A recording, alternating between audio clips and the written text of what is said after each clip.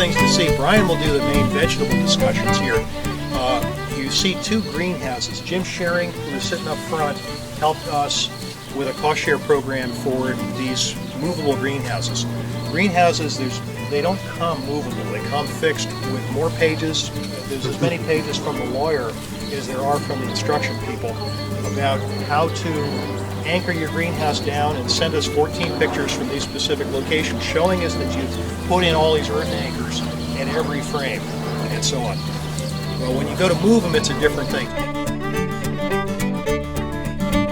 But they're movable, they truly do, and the purpose of doing that, Susan would tell you more how it fits into her rotation, but if you look through the door, you see small seedlings that want to grow in cool weather.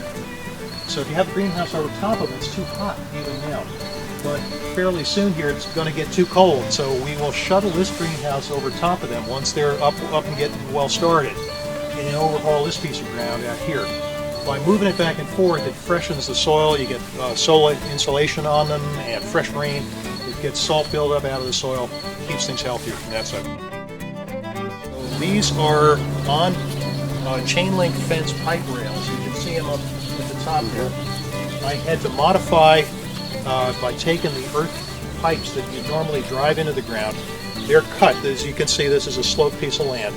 So the legs are cut different length, with the tall one on the bottom, so the house itself stands right, even though the ground is sloped.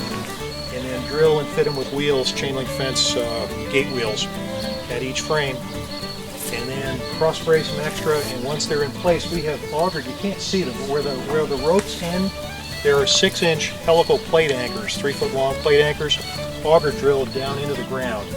And then we attach the greenhouses to those in each position. So that's rigged kind of like the standing rigging on a sailboat, so that whichever direction the wind blows, it doesn't want to get away. The house 4, the second one down, as you look in at that, you'll see it's jumped its tracks. The wind we had earlier this week actually hopped off the tracks, so we'll have to set it back on the pipe. This greenhouse goes only... It does. This one goes all the way up to cover that farther piece of tilled soil there. Okay, so it only moves one length. One station, yeah. Okay. So one greenhouse has the 2 stations here, just an A and a B station. Other folks, if you had a long and flat piece of land, you could do more. You can just walk them on back and forth as you will.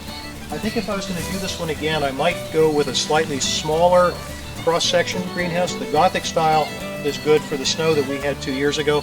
We keep that. I'd probably look for a slightly lower, slightly more compact greenhouse that doesn't have as much wind sail area on the sides. This is a windy place. Mm-hmm. You keep the plastic on year-round? Yes, plastic year-round.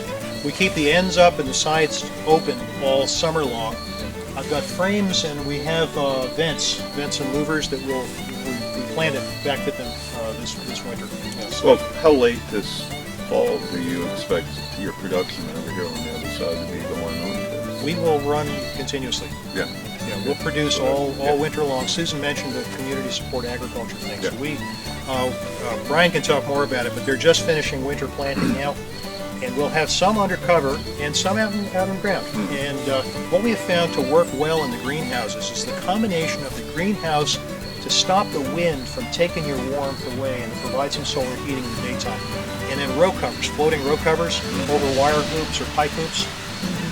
If you have a greenhouse to stop the wind and a row cover to keep them blanketed in there, the earth heat keeps things above freezing.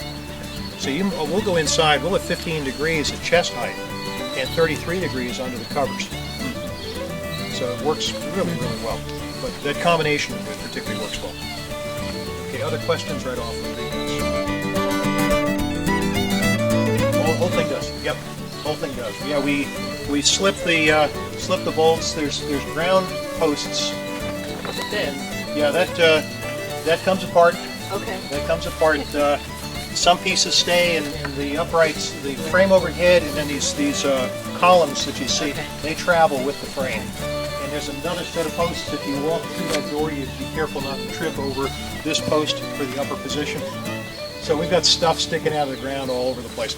If you visited Elliot Coleman's place up in Maine, you would see his movable greenhouses. He's got some that do as many as 5 different positions. He takes 4 T-posts and pounds them in the ground at the corner. He just ties them on with little lines. And every time we see that, they're still there. He is in a wind shadow. He's in a wind shadow. He's in a forest, basically. He's on a shaded from a seacoast of Maine. There's a big hill behind him, so he just doesn't see much wind at his micro site. So you got to design these, build them for your site. He's also on pretty flat. He's got bench flat. He's made it flat, and that works fine. We considered starting with bulldozer in here and decided we'll work with the soil first and see how it does. Yes, ma'am. How much of an investment is it to create one of these? The pair of these together was about $10,000 altogether. Now, most of that, I think about $7,000 was the kit that we bought. We originally bought this as a 100-foot long piece with 2 of these tractor doors, 1 for each end. When we decided that we wanted to manage them differently and have these 2 half-length greenhouses, we then purchased, if you look up the other end, you'll see wood framing. We purchased from a local mill oak 2x4s, built those walls out. We had to buy extra end material. We had to buy extra diagonal bracing because it didn't come with enough bracing. So we basically created 2 new whole ends, and then the wheels were extra and the pipe rail was extra. So to do a rolling greenhouse is a lot more than just something from the Farm Tech catalog. But what was the cost share from MRCS? Oh, the cost share was by the square foot, Jim, and I don't recall. Susan, you did that as well. Do you happen to remember? Okay, what they did is there's an effective square foot of coverage, and they would give you so many dollars per square foot, dollars and cents. We also qualified like as a first time. Yes. For a new farmer. Yes. So it was more, I do remember that. Yeah, so I think they covered maybe half to 2/3, something like that. Maybe like half of what it was altogether. They'll look at the price of it. You look at the price of a greenhouse in a catalog, and they'll cover much of the cost of that. But when you do the modification to make it site mobile, there's a lot of stuff. And this was all the weekends last fall, and the main event was to get the tops on Christmas Day.